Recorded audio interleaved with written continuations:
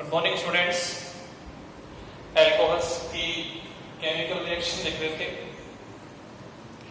Chemical reactions में alcohol के अंदर C और O के मिड का बॉन्ड जब ब्रेक होता है, टूटता है, तो उससे कार्बोकैटायन बनते हैं। इसके अंतर्गत हमने एल्कोहल की विक्रिया पहले HX से कराई और HX से कराने के बाद हमने इसकी क्रिया कराई फास्फोरस के ट्राईहैलाइड और पेंटाहैलाइड से। इसके बाद अब हम इसका निर्जलीकरण करा रहे हैं। तो एल्कोहल का जब भी निर्जलीकरण होगा तो वो अम्लीय माध्यम में, यानी कि सांद्र H2SO4 की उपस्थिति में एल्कोहल से जल के अणु बाहर निकलते हैं। ठीक है। और मैंने बताया था आपको बीटा प्रोटॉन का विलोपन होता है। मध्यवर्ती क्या बनता है विक्रिया में? कार्बोकैटायन। तो निर्जलीकरण के लिए एल्कोहल की क्रियाशीलता का क्रम क्या रहेगा? देखिए, आपको पता है कि एल्कोहल की क्रियाशीलता का क्रम होगा 3 डिग्री। एल्कोहल सबसे ज्यादा क्रियाशील होगा निर्जलीकरण के लिए, उसके बाद 2 डिग्री और फिर 1 डिग्री। ठीक है। अब देखिए ऐसा क्यों हो रहा है निर्जलीकरण में? ऐसा इसलिए हो रहा है क्योंकि इसमें मध्यवर्ती क्या बनता है? मध्यवर्ती बनता है कार्बोकैटायन। ठीक है। मध्यवर्ती क्या बनेगा? कार्बोकैटायन बनेगा। और बीटा प्रोटॉन का क्या होगा? विलोपन होगा। यदि दो भिन्न प्रकार के प्रोटॉन हैं, बीटा प्रोटॉन हैं, तो सेट-जेफ नियम का पालन होगा। सेट-जेफ नियम क्या बोलता है कि अधिक प्रतिस्थापी युक्त एल्कीन जो है वो ज्यादा स्थायी होगी। देखो ये मान लीजिए ये कोई एल्कीन है। अब इससे जितनी ज्यादा संख्या में क्या जुड़ेंगे? एल्किल प्रतिस्थापी जुड़ेंगे, ये क्या होगी? ज्यादा स्थायी।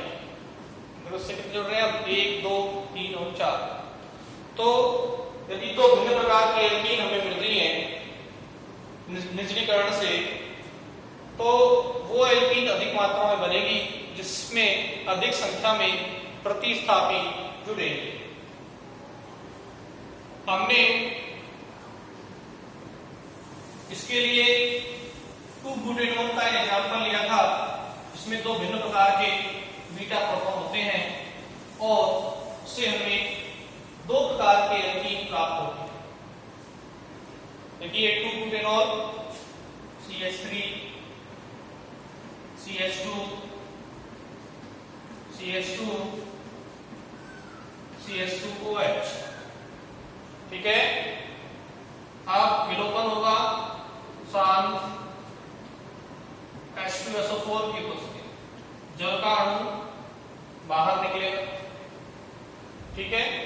अब मान लीजिए ये वाला H बाहर निकलता है, ये वाला OH बाहर निकलता है, तो बन जाएगा यहां डबल बॉन्ड, तो बन जाएगा CH3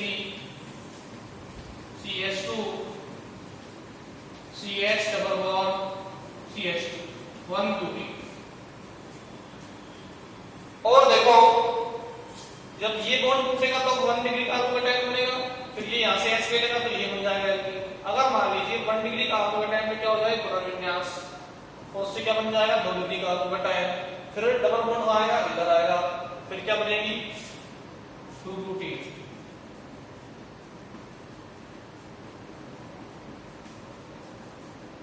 ये क्या बन जाएगा? 2-ब्यूटीन बन जाएगा। ठीक है। तो इन दोनों एल्कीनों में से देखो 2-ब्यूटीन में 2 प्रतिस्थापी हो रहे हैं, एक तो मैथिल इधर और एक मैथिल इधर। में केवल एक प्रतिस्थापी जुड़ रहा है, कौन सा, ये है। तो इस तरीके से 2 ब्यूटीन जो है अधिक प्रतिस्थापी युक्त एल्कीन है, तो सेडजेफ के नियमानुसार ये ज्यादा स्थायी होते हैं और ये जो है अधिक मात्रा में बनेगी और ये कम मात्रा में बनेगी। ठीक है, अब देखिए इसकी हम क्या देखते हैं, मैकेनिज्म देखते हैं। मैकेनिज्म से पता लगेगा कि 2 टाइप की एल्कीन कैसे बन रही है।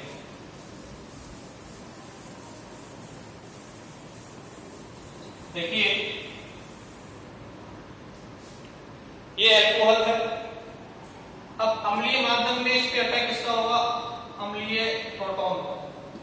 ठीक है, ये कहां जुड़ेंगे, ऑक्सीजन पे लोन पेयर है, उनसे ये प्रोटॉन जुड़ेंगे। जब ये प्रोटॉन जुड़ेंगे तो बन जाएगा CH3 CH2 CH2 CH2 OH और इस पे आ जाएगा पॉजिटिव चार्ज। ठीक है, क्योंकि लॉन्ग पेयर से प्रोटॉन जुड़ गया इसलिए इस पे क्या जाएगा, पॉजिटिव चार्ज। अगले स्टेप में देखो ऑक्सीजन पे पॉजिटिव चार्ज आ रहा है, तो कार्बन से द्विध्रुव नहीं है ऑक्सीजन, तो ये बॉन्ड टूटेगा, बाहर निकल जाएगा -H2, बन जाएगा CH3 CH2 CH2 CH2 और ये पॉजिटिव चार्ज, ये बन गया 1 डिग्री कार्बोकैटायन। ठीक है,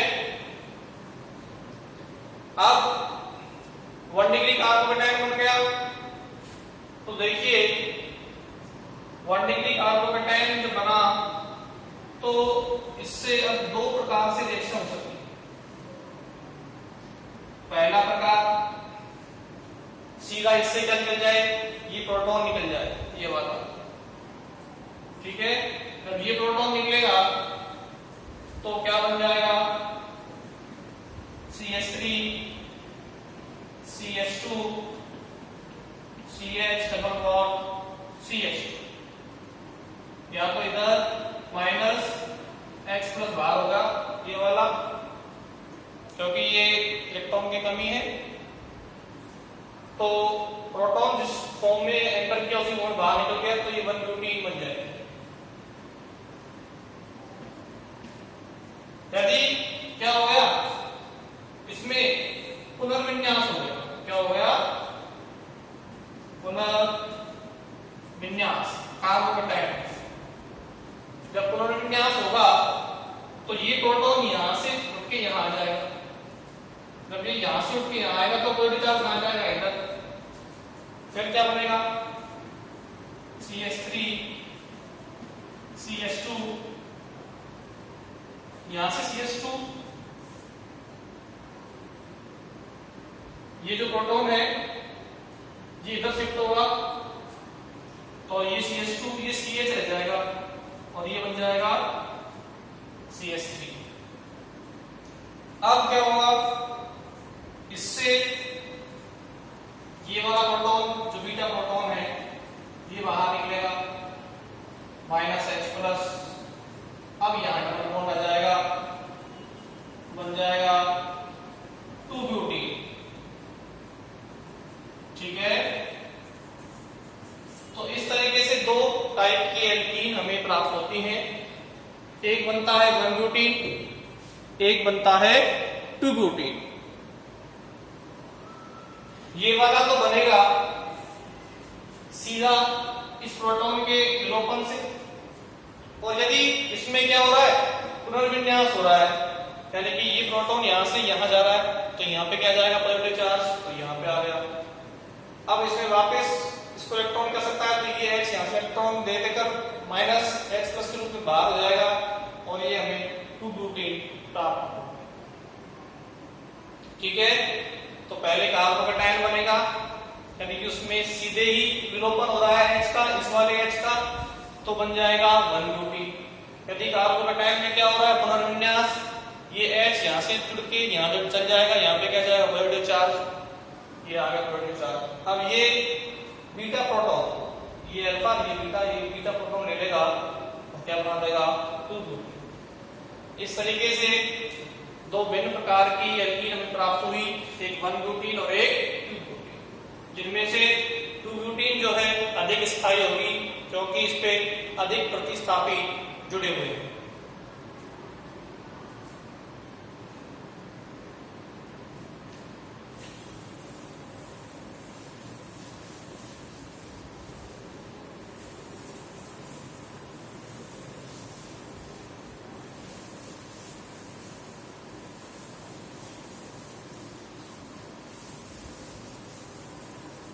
देखिए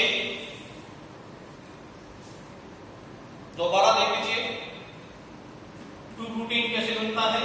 हमारे पास ये कार्बोकैटायन बना था 1 डिग्री, अब उसमें क्या होगा पुनर्विन्यास, ये यहां से आ जाएगा इलेक्ट्रॉन लेके, इसमें क्या होता है पुनर्विन्यास।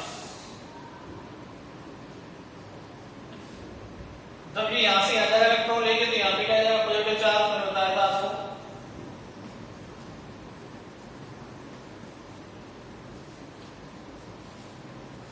अगले स्टेप में ये बीटा प्रोटॉन कार्बन, ये बीटा, इसमें 2 प्रोटॉन है, 2 है एक ही वाला, तो ये इलेक्ट्रॉन यहां से यहां दे देगा और बन जाएगा यहां से H+ बाहर हो गया, CH double bond CH CS। Clear? तो इस तरीके से वो 2 ब्यूटीन बन रहा था 1 डिग्री कार्बोकैटायन से, ये 1 डिग्री कार्बोकैटायन था। इसमें क्या हुआ पुनर्विन्यास, जिससे क्या मिल गया हमको ये 2 डिग्री कार्बोकैटायन, और 2 डिग्री स्थायी होता है 1 डिग्री से, और फिर उसमें क्या हो गया विलोपन, बीटा प्रोटॉन का विलोपन हो गया, और उससे हमें क्या मिली थी 2 ब्यूटीन मिली। तो इस तरीके से हमें 1 ब्यूटीन और 2 ब्यूटीन प्राप्त होती है। 1 ब्यूटीन में जो हमारा 1 डिग्री कार्बोकैटायन बना है उसमें कोई पुनर्विन्यास नहीं होगा, वो सीधे ही बीटा प्रोटॉन लेकर 1 ब्यूटीन बना देगा। और जब पुनर्विन्यास होगा, क्योंकि 1 डिग्री से ज्यादा स्थायी कौन सा होता है 2 डिग्री कार्बोकैटायन होता है, तो हमें 2 ब्यूटीन मिलेगी। यह विक्रिया सेट-जेफ के नियम का पालन करती है और उसके अनुसार संपन्न होती है।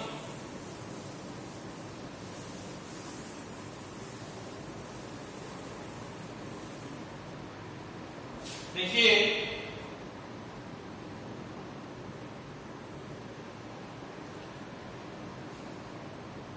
यदि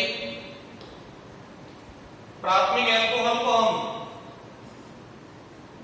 कम ताप पे निर्जलीकृत करवाएं 140 डिग्री सेंटीग्रेड पर, सांद्र H2SO4, तो देखिए इससे ईथर का निर्माण होगा, यानी कि प्राथमिक अल्कोहल कम ताप पर निर्जलीकरण से ईथर बनाते हैं। इसमें से वाटर बाहर जाएगा H2, 2 कंपाउंड जुड़ेंगे, वाटर बाहर, क्या बन जाएगा C2H5O C2H5 die ethyl ether. ठीक है भाई, हमने 2 अल्कोहल लिए, प्राथमिक अल्कोहल, ये दूसरा ले लिया, ये सांद्र H2SO4 ले लिया, ये वाटर बाहर हो गया। ठीक है, ये रिएक्शन ऐसे हो रही है और ये क्या बन जाएगा die ethyl ether. Same plus water जो है वो बाहर निकल जाए। इसको हम ऐसे भी लिख सकते हैं आसानी से, इजीली समझ में आ जाएगा। ठीक है, और ये 140 डिग्री सेंटीग्रेड पर होती है। तो आप इस फिक्स को ऐसे लिखें ताकि आपको जल्दी समझ में जाए। कम ताप पर 140 डिग्री पर तो ये बन जाता। यदि हमने ताप क्या कर दिया, उच्च कर दिया, ठीक है, तो उच्च ताप पर क्या होगा, उच्च ताप पर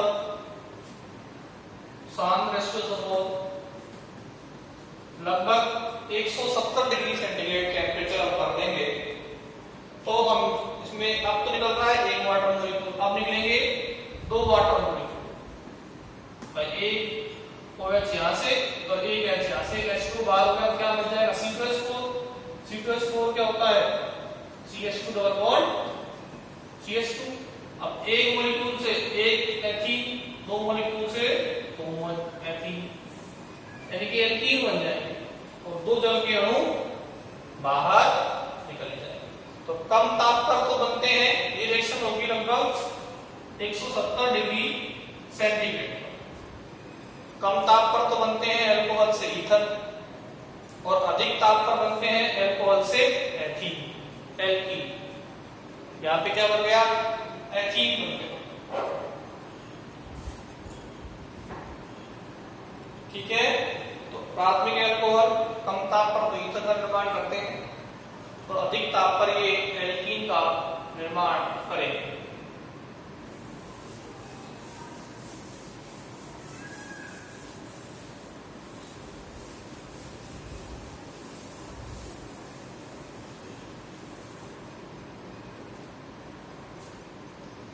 अब देखिए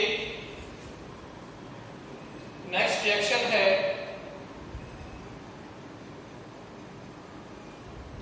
अमोनिया के साथ अभिक्रिया।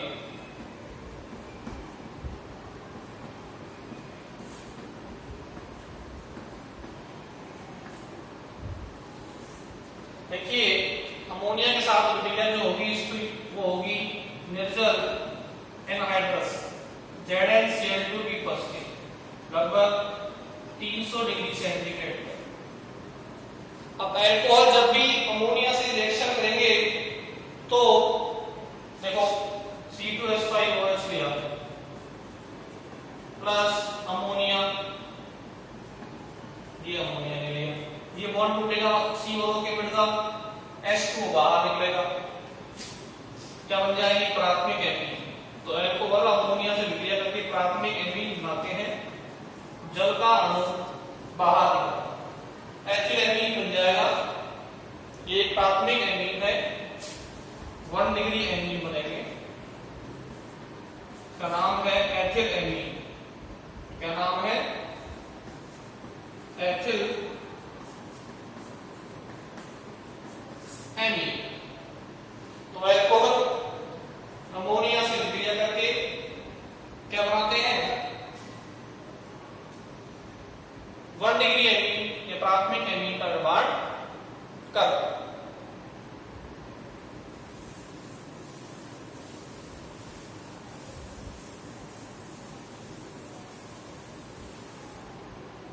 और देखिए अल्कोहल का अपचयन कराएंगे हम, प्राथमिक अल्कोहल का या मोनोहाइड्रिक अल्कोहल का। तो देखो ये C2H5OH प्लस 2HI, ठीक है, HI से इसका अपचयन होगा और ये रिएक्शन रेड फास्फोरस की उपस्थिति में होगी। ये बॉन्ड टूटेगा, यहां से OH चलेगा H, H2 बाहर, 2 I है तो I2 बाहर, एक H OH की जगह आ जाएगा, OH की जगह जब H आएगा तो क्या बन जाएगा C2H6, तो एल्केन बन जाएगा। ये क्या है, ethane plus H2O plus I2,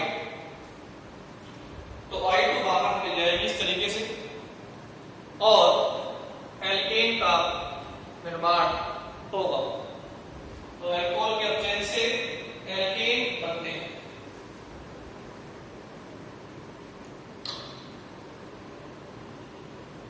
alcohol कार्बनिक अम्लों से भी अभिक्रिया करता है। प्राथमिक अल्कोहल जो है, मोनोहाइड्रिक अल्कोहल जो होते हैं वो अकार्बनिक अम्लों से भी अभिक्रिया करेंगे। तो अगली रिएक्शन है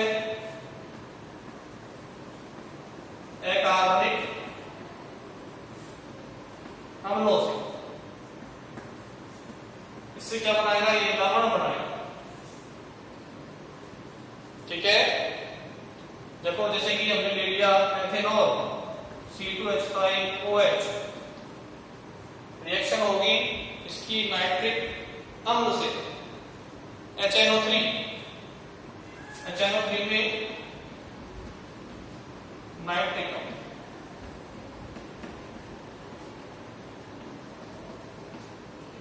ठीक है, बाहर क्या निकलेगा? वाटर। क्या बन जाएंगे? एथिल नाइट्रेट, सॉल्ट बन गया, प्लस वाटर जो है रिमूव हो गया, तो क्या बन जाएगा? Ethyl nitrate. तो अल्कोहल कार्बनिक अम्ल से अभिक्रिया करके लवण का निर्माण करते हैं। ये साल्ट बन गया।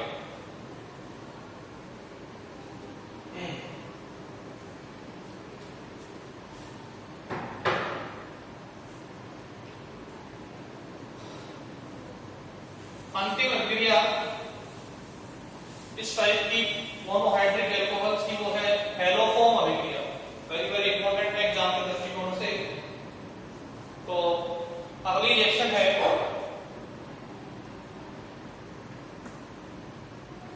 हैलोफॉर्म अभिक्रिया।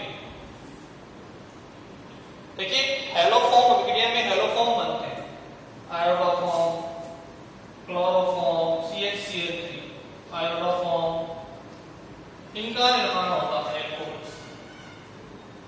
ठीक है, ऐसे अल्कोहल जिनमें ये समूह होता है CH3 CHOH समूह होता है, वही क्या कहते हैं?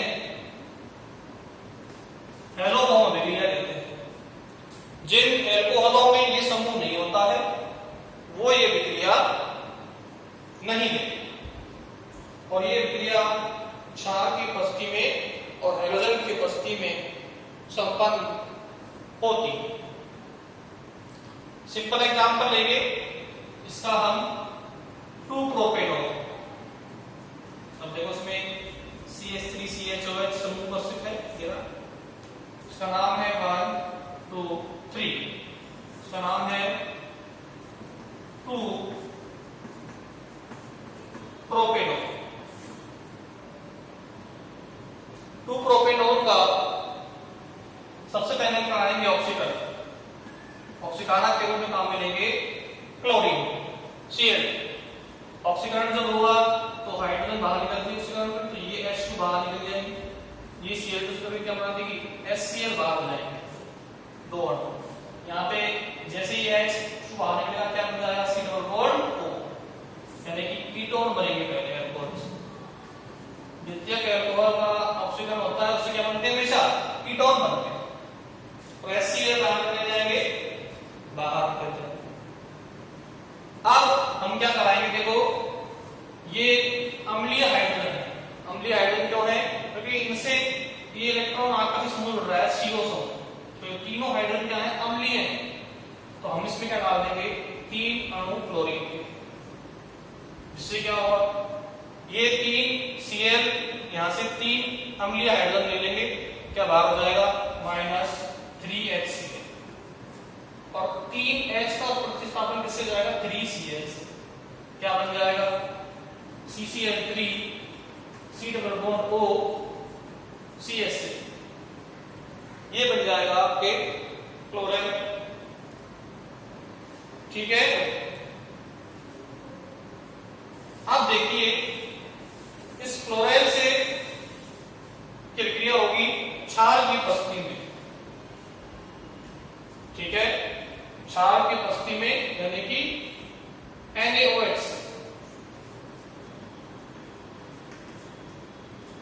से अभिक्रिया होगी तो NaO माइनस और H प्लस, ऐसे थोड़े ये तीन Cl जुड़ रहे हैं तो ये बॉन्ड जुड़ जाएंगे, CCl3 माइनस ये बॉन्ड टूटेगा, CCl3 माइनस यहाँ के ले लेगा H प्लस, क्या बन जाएगा बताओ, CHCl3 प्लस ONA जुड़ जाएगा इससे, CH3COO से क्या बन जाएगा, CH3COO, क्या बन गया ये, क्लोरोफॉर्म, क्या बन गया, क्लोरोफॉर्म। इस तरीके से ये हैलोफॉर्म अभिक्रिया संपन्न हो और हमें हैलोफॉर्म प्राप्त होंगे। देखिए इस रिएक्शन में इस तरीके से अभिक्रिया संपन्न होती है। इससे ये कैसे बना इसको मैं आपको समझाऊंगा आगे, इधर देखिए। पहले इसका ऑक्सीकरण होगा Cl2 से, कीटोन बनेंगे, कीटोन का अम्लीय HCl बाहर होगा, 3 Cl बन जाएंगे, क्या बन जाएगा, क्लोराइड। अब इससे ये कैसे बना ये मैं आपको बताता हूं कैसे, ठीक है। इससे ये कैसे बना देखो, CCl3 C डबल बॉन्ड तो CH3 हमला किसने किया, NaOH में, तो OH माइनस ये क्षार है, ठीक है। NaOH में OH माइनस क्या है, क्षार है। क्षार हमला करेगा इस पर, जैसे हमला करेगा तो ये इलेक्ट्रॉन यहां से यहां चले जाएंगे, क्या बन जाएगा, CCl3 CO माइनस, इधर OH, इधर CH3। अगले स्टेप पे क्या होगा, ये इलेक्ट्रॉन यहां से आ जाएंगे, ये 3 से जुड़ रहे तो ये अच्छा लेंगे ग्रुप में, तो यहां से CCl3 माइनस बाहर हो जाएगा, बाहर क्या निकल जाएगा, CCl3 माइनस, और बन के जाएगा तो CH3 C double bond OH acid बन जाएगा, ठीक है। एसिड बन गया। अब एसिड बन गया तो बाहर कौन है, बाहर मेरे पास से निकल गया CCl3 माइनस। ये CCl3 माइनस क्या करेगा, यहां से इस प्रोटॉन को खींच लेगा, ठीक है, इस प्रोटॉन। अब क्या बन जाएगा, CH बचेगा क्या, अभी प्रोटॉन को खींच लेगा तो क्या बन जाएगा, CH3COO माइनस, बाहर कौन है, Na प्लस, तो दोनों में ये लवण बन जाएगा सोडियम एसिटेट। तो इस तरीके से क्लोराइड से बेस क्षार NaOH के हमले से इस तरीके से क्लोरोफॉर्म बनता है और सोडियम लवण बाहर आता है। CCl3 माइनस से 3 हाइड्रोजन ग्रुप जुड़ रहे हैं तो ये अधिक द्वितीयक यौगिक है, और ये अम्लीय यौगिक है, एसिटिक एसिड। ये तुरंत क्या देगा, H प्लस दे देगा, क्या बना देंगे, CHCl3। O पे आ जाएगा माइनस चार्ज, बाहर कौन है, हमने NaOH किया तो Na प्लस, वो Na प्लस इस CH3COO माइनस पे जुड़ जाएगा, क्या बना देगा, लवण सोडियम एसिटेट। तो ऐसे एल्कोहल जिनके अंदर ये वाला समूह होता है, CH3 CHOH समूह होता है, वो हैलोफॉर्म अभिक्रिया देंगे, अदरवाइज वो हैलोफॉर्म अभिक्रिया नहीं देंगे। हैलोफॉर्म अभिक्रिया से हमें क्लोरोफॉर्म, आयोडोफॉर्म प्राप्त होते हैं, ठीक है। आयोडोफॉर्म जो होता है वो पीले रंग का होता है, और इस अभिक्रिया को हम CH3CO समूह के परीक्षण में भी काम में लेते हैं, ठीक है। तो वेरी वेरी इंपॉर्टेंट रिएक्शन है हैलोफॉर्म अभिक्रिया, और ये बार बार हर साल एग्जाम में पूछी जाती है। CH3CO समूह के परीक्षण के लिए इसको हम काम में लेते हैं। इसमें क्लोरोफॉर्म बनता है अगर आपने Cl2 लिया है तो, और आयोडोफॉर्म पीले सोडियम का भी बनता है यदि हमने आयोडीन लिया है। ठीक है, आज की क्लास में हमने एल्कोहल्स की सामान्य विक्रियाएं देखी थी। सबसे पहले हमने देखी थी एल्कोहल का निर्जलीकरण, जो कि सेडजेफ नियम के अनुसार हुआ, बीटा प्रोटॉन का निष्कासन हुआ और अधिक प्रतिस्थापी एल्कीन हमें मुख्य उत्पाद के रूप में प्राप्त होगी। फिर हमने अमोनिया से कराई एल्कोहल की विक्रिया, जिससे हमें प्राथमिक एमीन प्राप्त हुए। बाद में हमने एल्कोहल का अपचयन कराया रेड फास्फोरस और HI से, जिससे हमें एल्केन प्राप्त हुए। अकार्बनिक अम्लों के साथ एल्कोहल लवण बनाते हैं, जैसे कि क्या बना था, नाइट्रिक अम्ल से विक्रिया के द्वारा एथिल नाइट्रेट बना था। लास्ट में हमने हेलोफॉर्म विक्रिया देखी, जिससे हमें विभिन्न हेलोफॉर्म जैसे कि क्लोरोफॉर्म है, आयोडोफॉर्म है, इनका निर्माण हुआ और यह विक्रिया CH3CO समूह के परीक्षण में काम में आती है। इसके बाद अगला टॉपिक हम पढ़ेंगे विभिन्न एल्कोहल में, यानी कि जो प्राथमिक एल्कोहल है, द्वितीयक एल्कोहल है और तृतीयक एल्कोहल है, इनमें हम विभेद कैसे करेंगे। ठीक है, आगे बढ़ेंगे